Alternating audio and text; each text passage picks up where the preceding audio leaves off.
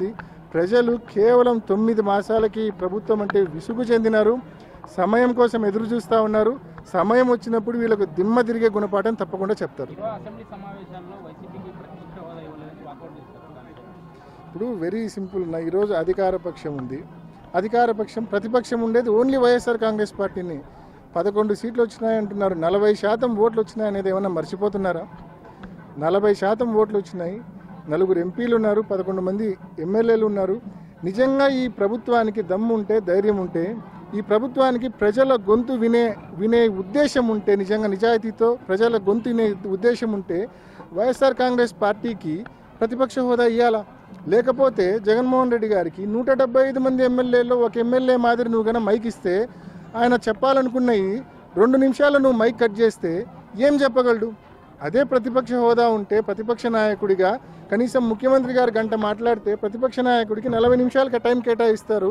ఆయన ప్రజలకు సంబంధించిన సమస్యలు ప్రజల గొంతుగా అసెంబ్లీలో వినిపించే అవకాశం ఉంటుంది. ఒక ఎమ్మెల్యేగా వినిపిస్తే 2 నిమిషాలు కూడా సమయం మీరు వెంటనే బెల్లు కొట్టి కూర్చోబెడతారు. ఏం లాభం?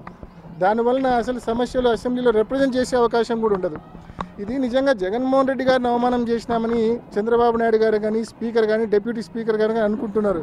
కానీ ప్రజలను అవమానపరుస్తున్నారు వీళ్ళు. 40% మంది ఓట్లు వేసినారు వైఎస్ఆర్ కాంగ్రెస్ పార్టీకి.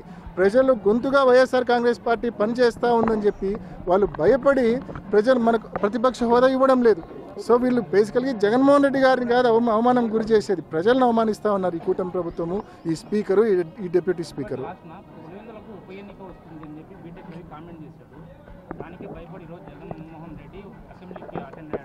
స్పష్టంగా మీరు టీవీ కూడా చూసింటే ప్రతిపక్షాన్ని గుర్తించండి, ప్రజాస్వామ్యాన్ని కాపాడండి, ఈ అజెండాతోనే, ఈ నినాదంతోనే అసెంబ్లీలోకి వెళ్ళడం జరిగింది.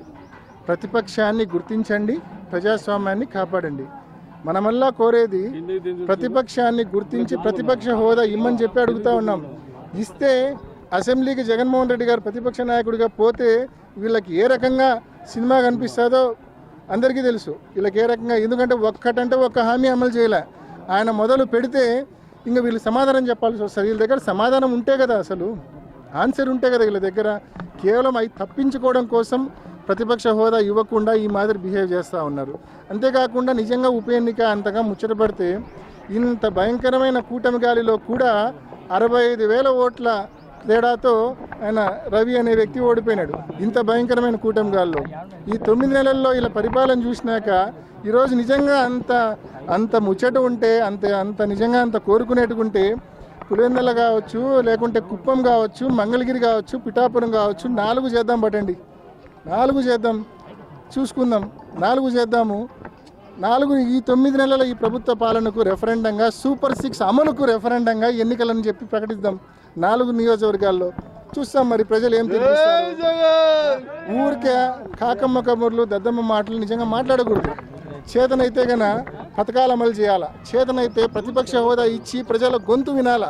ఇవేమీ చేయకుండా ఊరికే కల్లిపల్లి మాటలు, టైంపాస్ మాటలు మాట్లాడకూడదు.